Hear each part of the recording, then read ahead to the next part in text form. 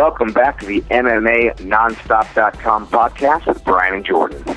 MMAnonstop.com, the first place you should look online for all your news and notes in the world of MMA. We combine all your news into one place so you don't have to go search for it. Today is episode 6. We have a great interview for you from UFC 130 winner Demetrious Mighty Mouse Johnson. We talked to Mighty Mouse about his fight against Miguel Torres at UFC 130, why he thinks the judges got it right, and where this win puts him in the Bantamweight UFC division. MMAnonstop.com. The fight starts here. All right, welcome to the MMAnonstop.com podcast. We have Demetrious Johnson, who's just days off of defeating Miguel Torres at UFC 130. Demetrious, how you doing? I'm doing good. Thanks for having me on, man.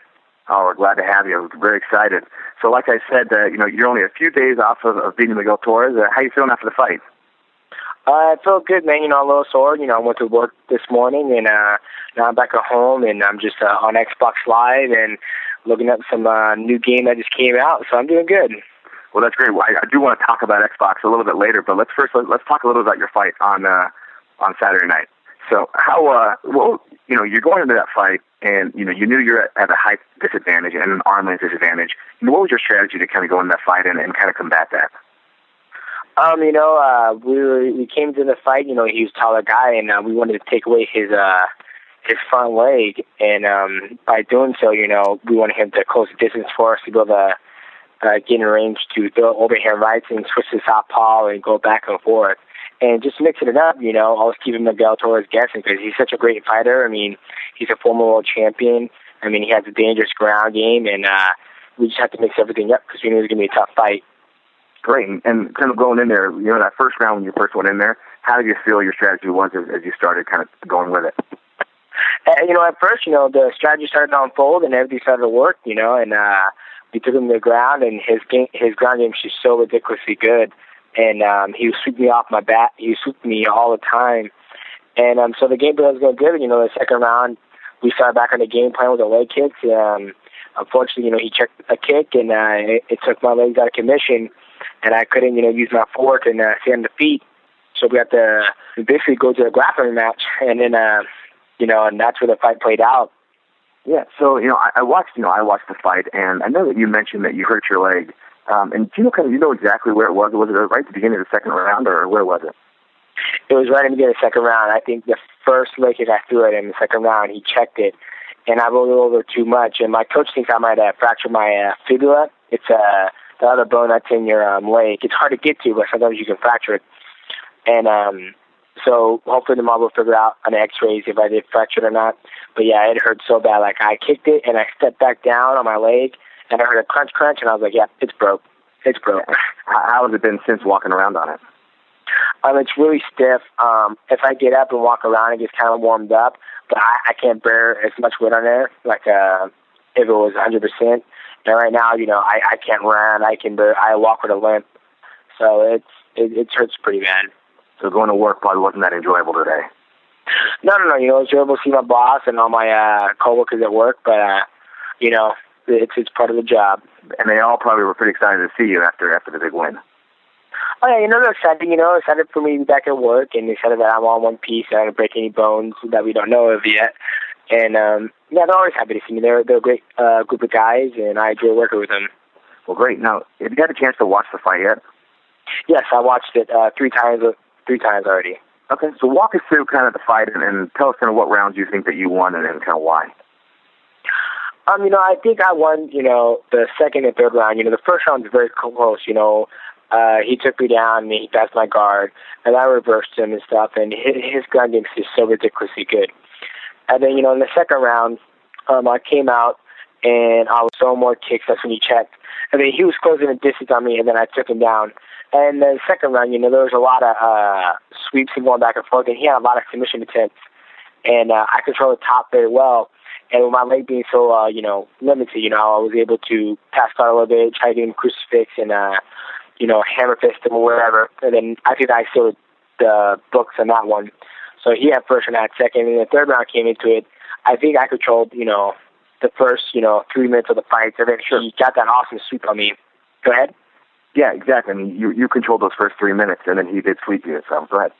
Yeah, he did sweep me. And then I was working to get my guard back, and he was hanging on real tight because, he knew each time he had his side control or mount, he knew if he moved a little bit, then I would be able to, explode off and get back up. And then, so he had me mounted for like maybe a minute or 50 seconds or whatever.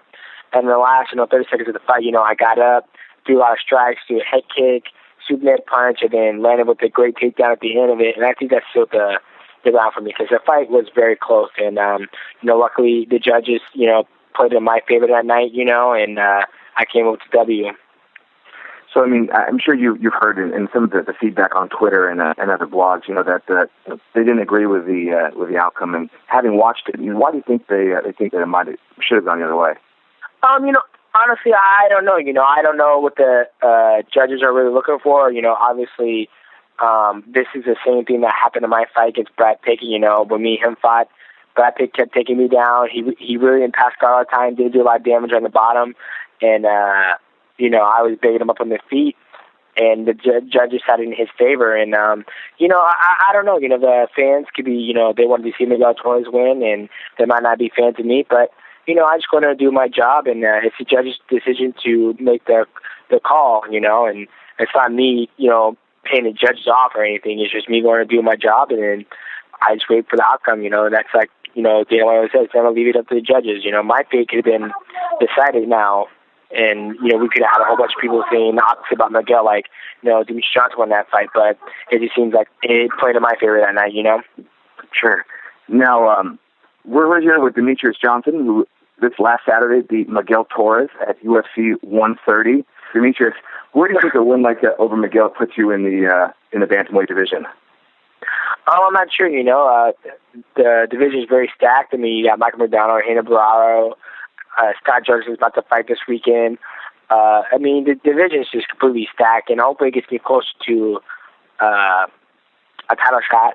But that's all for the UFC, and we'll try to wait for there. What are your thoughts up on the upcoming match between Uriah Faber and Dominic Cruz? How do you think that's going to play out? Man, that's going to be an awesome fight. I mean, I like both guys. Uriah Faber is a real great guy. He's very powerful. He's very fast. And Dominic Cruz, he's on a whole new level with the stand-up and him being so elusive. I kind of favor him a little more because he's just so more elusive on the feet, and he's been on the ring, man. He's on a tear. And, I don't know how the fight's going to turn out. I'm just going to have to turn in and see what happens, Yeah, who do you think you kind of match up stylistically better with? I think I can match up, both of them, because I'm a very well-rounded fighter, and I can, stand up and bang and move very good, or I can do a grappling match as well. I think nobody in the 135-pound division has a ground game like Miguel Torres, and he put me through like a grinder on the ground, and I made it through it, and I don't think nobody else can be able to simulate that, Sure. Definitely. I think it's going to be a great matchup either way. I think you mentioned in some other interviews that if it is Dominic, you guys are going to be all over the ring, over the cage. Yeah. But Demetrious, I have to ask. I think you're the envy sponsor of every single person in the UFC. Now, how did you come across getting a sponsor like Xbox? Well, it's almost like it is a partnership, and I live in Washington, close to Seattle, and I just fit the bill for what they're looking for. They're very passionate about getting behind professional athletes that are gamers, and right now, as I'm sitting here talking to you, like I'm on Xbox Live. I'm looking at Castlevania Lord of Shadows, the review package, and I'm also on YouTube looking at video games. And like I'm a huge gamer. Whenever I get time to play video games, man, I'm all over it, and they just love that. And now that, and especially since I'm a fighter, it just fits so well, and people are so shocked about that too. Because a lot of fighters, they don't play video games. We asked Uriah Faber down at Las Vegas, like, when's the last time you played video games, Uriah? And he goes, Mike Tyson's Punch Out. So it's kind of interesting, like the kind of background that I have.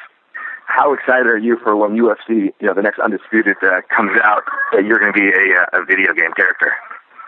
I'm kind of excited, it's going to be fun to play me online, play me on a video game, and see how the game comes out. I'm very excited to see what THQ comes up with. Well, that's fantastic. Well, hey, before we let you go, Demetrious, is there anybody that you'd like to, any other sponsors at Xbox that you'd like to plug or anything else? Oh, yeah, I want to thank Xbox for my partnership going on. We've got some great stuff coming up. And I want to thank my gym and team, AMC Pacific, AMC Kirkland. And I just want to thank everybody for supporting me. And, sorry for all the fans out there, who thought that Miguel Torres won the fight. It's me and him, we go in there and we do the best we can to make sure the judges make the correct decision. And I believe they did. And we just have to, life goes on and just go from there, Yeah, well, thank you so much. We thought it was a great fight. We can't wait for more from you. Thank you so much, Demetrious Johnson, winner at UFC 130. Thanks so much. Thank you so much. Thanks for joining us today on the MMANonstop.com podcast. MMANonstop.com, the first place for news and notes online. MMANonstop.com, the fight starts here.